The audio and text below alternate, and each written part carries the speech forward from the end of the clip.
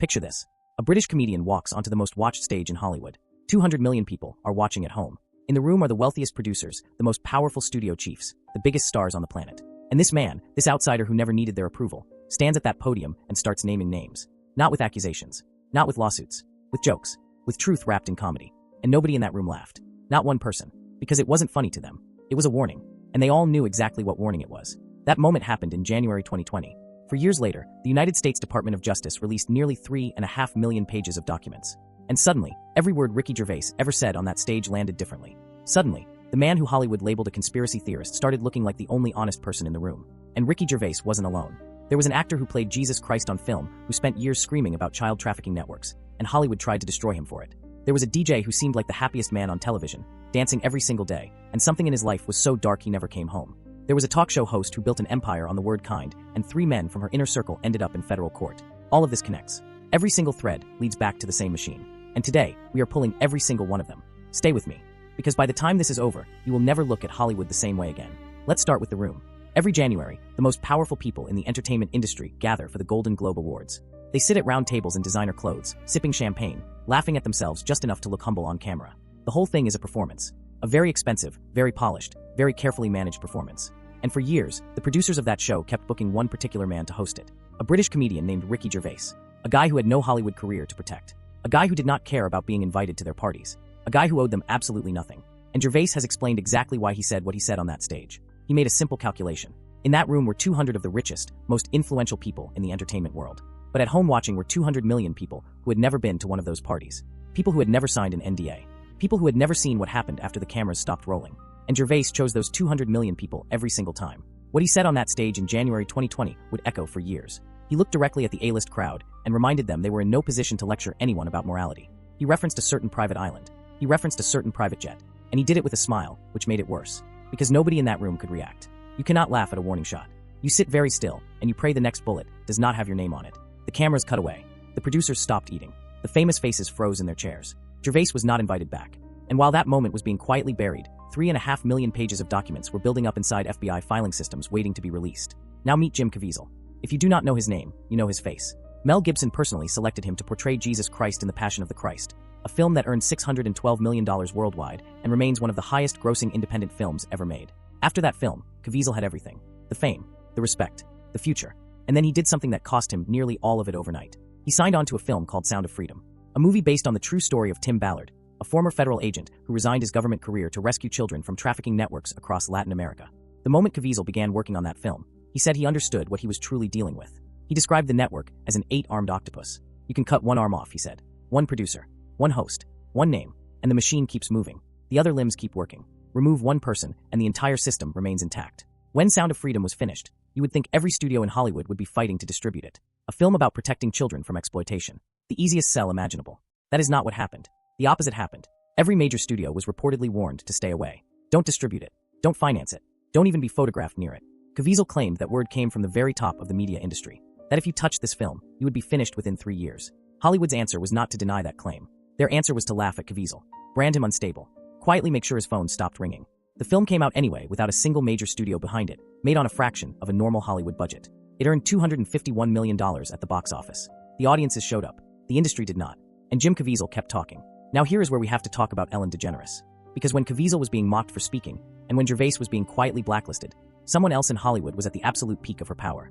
Ellen DeGeneres had a daytime talk show that millions of Americans watched every single afternoon. She had a merchandise line. She had endorsement deals. She had a personal brand built entirely around 2 words. Be kind. You could not watch 5 minutes of her program without hearing it. It was the intro. It was the merch. It was in every interview. It was the full personality. America's daytime darling. The woman who danced into your living room every afternoon and made everything seem a little lighter. Then came 2020, and 36 former employees went to BuzzFeed News. What they described was not kind. It was the opposite. Former producer after former producer described a culture of fear behind the scenes of the happiest show on television. One of those former producers on camera used 4 specific words. Toxic, phony, hypocrite, liar. Those were not anonymous claims. Those were statements made on the record, on tape, by someone who had worked with Ellen for years. Warner Media launched a full investigation. 3 executive producers were terminated. The allegations included unwanted touching, racial discrimination, and a sustained culture of terror that had reportedly been in place for years. In September 2020, Ellen addressed it on her own show. She acknowledged being a work in progress. She did not specifically apologize for any individual act. Former employees said they did not buy it. One of them said on the record, "She has known about this for 17 years. We were all afraid of her." The Ellen DeGeneres show ended in May of 2022, 19 years gone, and comedian Cat Williams said publicly what many people inside the industry were already saying privately. Enterprises that generate that much money do not simply stop. Something significant happened behind the scenes that nobody was talking about on television. The show ended, and then 2 months later, things became much darker. 2 months after the show ended, Ellen's ex-girlfriend and Hetchy was dead. 4 months after that, her DJ and executive producer, Stephen Twitch Boss, was dead too. Both deaths officially ruled. Both families left with questions that to this day remain unanswered. And Hetchy and Ellen DeGeneres dated publicly from 1997 until 2000, and said in interviews afterward that the relationship affected her career. That doors started closing the moment she went public. On August 5th of 2022, Ellen's car was caught on camera driving through a residential neighborhood in Los Angeles at alarming speed. It crashed into a home. The home caught fire. The car caught fire. She was pulled from the wreckage with severe burns and smoke inhalation. She never regained consciousness. She was 49 years old, and in one of her final interviews, she had been directly asked about Ellen. She said she had not spoken to Ellen in years. She said the stories being told deserved to be heard. She said emotional abuse comes from wounds people haven't healed. She understood that world. 4 months later, December 13th, 2022, Stephen Twitch Boss, the DJ, the executive producer, the man you saw every single day on Ellen's show, dancing, smiling, seemingly full of joy. He was discovered dead in a hotel room. His widow, Allison Holker, told People magazine he showed no signs of distress. He just wanted to be everyone's Superman. His grandfather, speaking to the Daily Mail 2 days later, said they had spoken as recently as that Saturday. Same happy-go-lucky guy. No sign anything was wrong. The final text his grandson ever sent him said, "I love you, Dad." Then in January of 2025, 1 month before the Epstein files were scheduled to emerge, Allison Holker came forward with something new. She said that while cleaning out their closet to select an outfit for his funeral, she discovered things she did not know existed. A significant quantity of cocaine hidden inside shoeboxes. She said she had no idea. She said he was self-medicating something she never knew about. Something was happening inside that house that the public never saw. 2 people connected to Ellen gone within 4 months. Both deaths officially closed. Both families still carrying questions. And then February of 2026 arrived. The Department of Justice released nearly 3.5 million pages of documents connected to Jeffrey Epstein and Ghislaine Maxwell. The files included emails, photographs, videos, flight logs, and investigative reports collected across years of federal investigation. And when those files dropped, every one of those questions came crashing back at once. Here is what the files actually confirmed. Ellen DeGeneres' name appears in the broader index of over 300 high-profile individuals documented across the investigative material.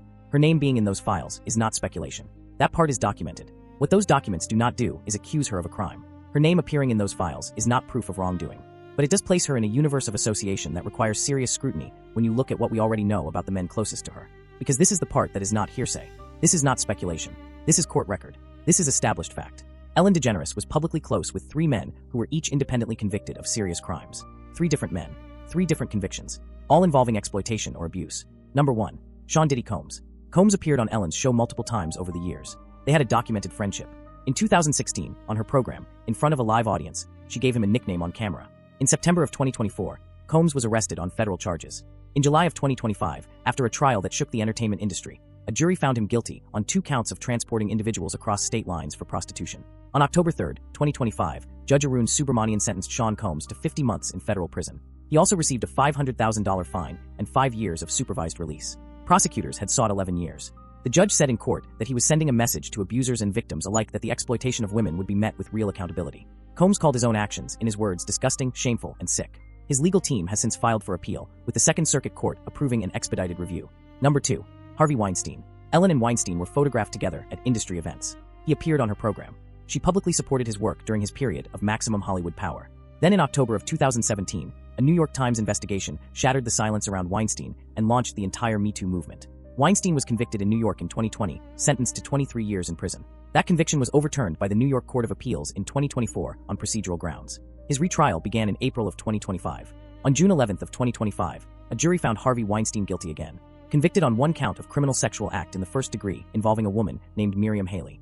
A partial verdict, but a conviction nonetheless. Weinstein remains incarcerated. He is also separately convicted on sex crimes charges in California. The attorney for Miriam Haley said after the verdict, "For those who predicted Me Too might be dead, that obituary was obviously premature." Number 3.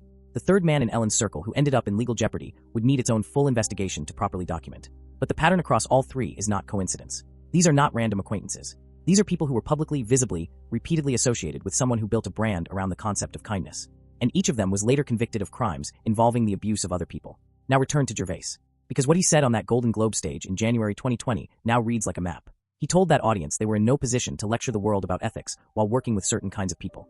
He said it with a smile. He said it to their faces. And the producers of that show never brought him back. But what Gervais understood, what Caviezel was trying to say in a much louder and much more direct way, is that Hollywood operates not as a collection of individual choices, but as a system that protects itself, a system that decides who gets to work and who gets blacklisted, a system where you can be destroyed for making a film about rescuing children and celebrated for making films alongside men who would later be sentenced to federal prison. Now let us talk about what the Epstein files actually revealed at scale. Because the scope of what the Department of Justice released in January of 2026 is almost impossible to fully comprehend. 3 million pages, 2,000 videos, 180,000 images. The files drew from 5 primary sources tied to federal investigations and prosecutions of Epstein and Ghislaine Maxwell.